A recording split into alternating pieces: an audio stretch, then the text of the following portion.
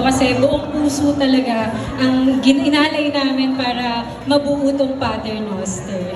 Ano ba ang aabangan natin kay Erica dito? Siguro yung love scene.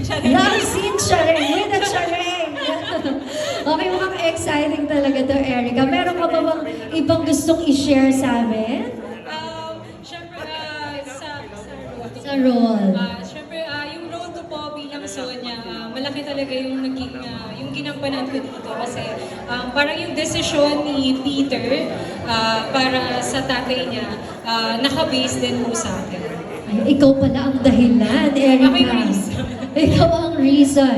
Kaya naman, please promote your film, spread the word, or you can just share with them when this is showing. Ayan, sana abangan nyo ang aming pelikulang Paternoster. Ayan, sa March 25.